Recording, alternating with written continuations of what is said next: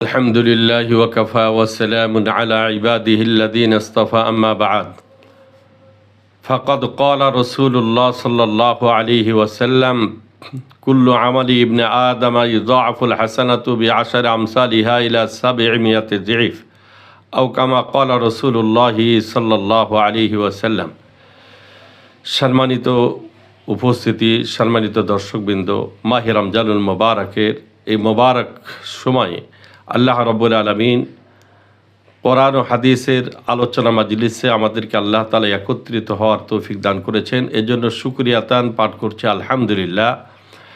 হযরত আবু হুরায়রা রাদিয়াল্লাহু তাআলা আনহু থেকে বর্ণিত বুখারী শরীফে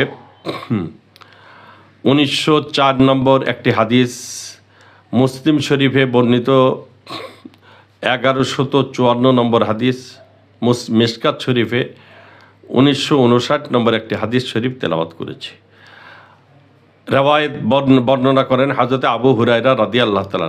হযরত আবু হুরায়রা রাদিয়াল্লাহু তাআলা বলেন, ক্বালা রাসূলুল্লাহ সাল্লাল্লাহু আলাইহি ওয়াসাল্লাম, রাসূল করিম সাল্লাল্লাহু আলাইহি ওয়াসাল্লাম ইরশাদ করেন, কুল্লু আমালি ইবনে আদম ইযআফুল হাসানাতু বিআশারি আমসালিহা ইলা 700 যিফ। বনি আদমের প্রতিটি আমলের নেকি, যে আমল বনি আদম মাহে রমজানুল মুবারকে করবে, যে কোনো আমল, কোরআনুল কারীমের তেলাওয়াত হোক, নামাজ হোক, জিকির আজকার হোক, যে কোনো আমল করবে তো আল্লাহ তাআলা 10 থেকে 700 গুণে আল্লাহ তাআলা পরিণত করবেন।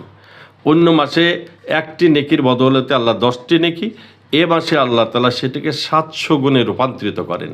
তবে রাসূল করিম সাল্লাল্লাহু আলাইহি ওয়াসাল্লাম ইরশাদ করেন, ক্বাল আল্লাহু তাআলা ইল্লা সাওম, মহান আল্লাহ তাআলা ইরশাদ করেন, রোজা ব্যতিরেকে, রোজা ছাড়া অন্য আমলের ক্ষেত্রে আল্লাহ 700 গুণে বৃদ্ধি করেন।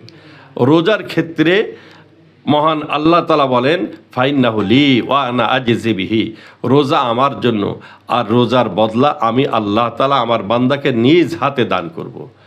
সাথে সাথে রাসূল করিম সাল্লাল্লাহু আলাইহি সাল্লাম বলেন, লিস-সাইমি ফারাহাতান, ফারাহাতুন ইনদা ফিতরিহি ওয়া ফারাহাতুন ইনদা লিকাই রাব্বিহ।